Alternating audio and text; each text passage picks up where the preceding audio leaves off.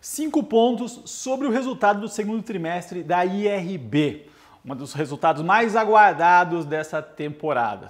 Então quem acompanha, quem tem, quem gosta, quem não gosta, mas quer saber os principais pontos que tem que acompanhar, eu vou comentar esses 5 pontos aqui do resultado que saiu na última sexta-feira, tá certo, pessoal? Mas antes de começar esse vídeo, dá um like, se inscreva no canal e ative as notificações. Bom, vamos lá, né, pessoal? Vamos falar sobre IRB, uma ação que chama a atenção de muitos investidores, né? Pela forte queda, pela expectativa de retomada. Eu já falei algumas vezes dessa ação, dessa empresa no meu canal. Recomendei ficar fora, né, quando estava R$20, depois novamente na casa dos 9. Muita gente acha que eu torço contra, que eu estou vendido, que eu tenho um acordo para estar vendido. Não, gente, eu tento trazer uma análise isenta e séria, focada em números quantitativos, né, e do lado qualitativo também, tá? Então hoje eu vou comentar aqui esses 5 pontos em relação ao resultado, tentando trazer uma análise racional. E esse resultado trouxe dados ruins, tá? Por exemplo, o prejuízo, entretanto, teve outras coisas positivas aqui que eu vou mostrar para vocês. Primeira coisa para a gente observar nesse resultado, do lado ruim, né? Óbvio, foi o resultado, né? Então, deu um prejuízo no trimestre de 685 milhões de reais. No segundo trimestre do ano passado, né, esse resultado tinha sido positivo, um lucro de 397 milhões de reais. Ou seja, o resultado do ano passado, já ajustado, né, não se refletiu de forma alguma, né, foi um prejuízo gigantesco. E como que a gente explica isso, né? Então aqui do lado de prêmios emitidos, né, foi 1,7 bi, do lado de sinistros, né, eles tiveram um custo de quase 2,4 bilhões, ou seja, tá tudo aqui, né, sinistralidade alta, tem a questão do Covid, tá? Então eles tiveram uma pressão aí de sinistros. Outra coisa, né, outro ponto que é importante desse negócio, né, é que o cara tem receita financeira e os juros caiu fortemente, tá? Então ele tem um impacto aqui do lado da queda das receitas também do lado financeiro. Então o que a gente está vendo aqui? Uma forte queda, né, na rentabilidade, né, um prejuízo. Teve sim um aumento de sinistralidade. Bom, até a gestão coloca aqui, né, que ainda há uma considerável incerteza nesse mercado, né, em função da pandemia que fez com que os juros caíssem fortemente e eles têm receita, né, das reservas técnicas deles, ou seja, as reservas estão sendo, a rentabilidade das reservas estão sendo fortemente impactadas. Então tem esse ponto da queda da rentabilidade, né, do aumento do sinistro aqui. Isso está um pouco ligado com aquela primeira carta da esquadra, né, que falava que o problema desse negócio era a rentabilidade muito alta que não condizia com os outros negócios no mundo, né, ao redor do mundo, e havia um problema. Ou seja, a gente não sabe qual é a rentabilidade real da IRB. Esse é o grande ponto, tá? Pessoal, só lembrando que aqui embaixo tem um link com a Levante está comentando todos os resultados dessa temporada, tá? Então esse da IRB, entre outros, praticamente todos que saíram até o momento estão analisados. Quem quiser é só se cadastrar, vai receber e toda vez que tiver atualização semanal a gente manda.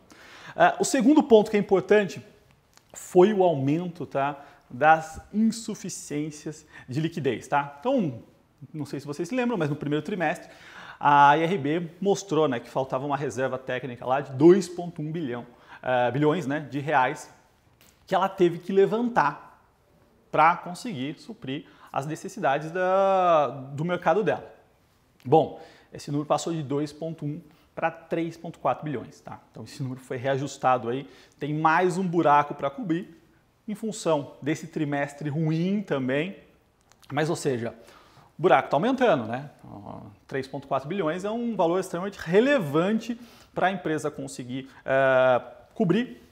E aí quando a gente parte para o terceiro ponto, né, que aqui é alguma coisa positiva, né? Ela fez a subscrição de ações, né, com o objetivo de levantar capital para suprir as reservas técnicas dela e se enquadrar, então ela conseguiu arrecadar aqui, levantar, né, quase 2,3 bilhões de reais, tá? Então foi 2,2 alguma coisinha. Ela conseguiu levantar boa parte do dinheiro, entretanto agora tem mais um buraco para cobrir, né? Ou seja, ela tem que levantar mais 1,2 bilhão de reais aí para conseguir estar enquadrada, tá? Então, se por um lado ela é positivo, né, que ela conseguiu levantar capital, mas ela vai ter que levantar novamente um capital aí para conseguir estar enquadrada. O quarto ponto, que é positivo, tá? A nova gestão está fazendo sim uma mudança e eu nunca falei que não estava, né? Eles estão lá empenhados em fazer uma mudança de fato, em colocar a empresa nos trilhos, né? E aqui eles foram na Assembleia Geral, né? Eles aprovaram a representação criminal do Ministério Público contra os responsáveis da gestão anterior do lado de pagamento de bônus indevido, tá? Então teve um pagamento de bônus de 60 milhões de reais indevido.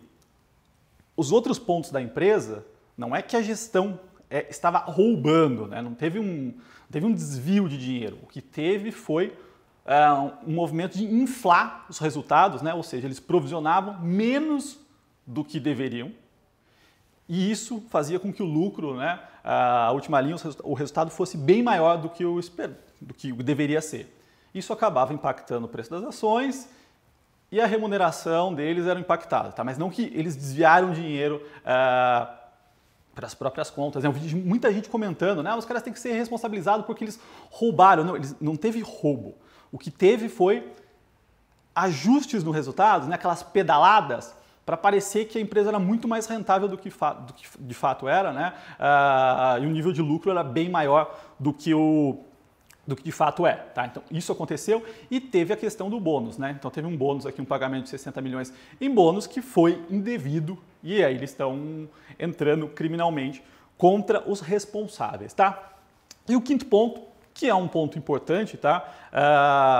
É a melhora na governança corporativa, tá? Então a apresentação deles está bem focada nesse ponto, né? A apresentação, o resultado, falando do empenho de melhorar, de reorganizar a empresa toda, né? Então eles falam re-underwriter, ressignificar, reorientar, reestruturar. Eles estão num movimento de reorganizar a empresa toda, né? A empresa é uma empresa de resseguros, né? Que depende muito de confiança.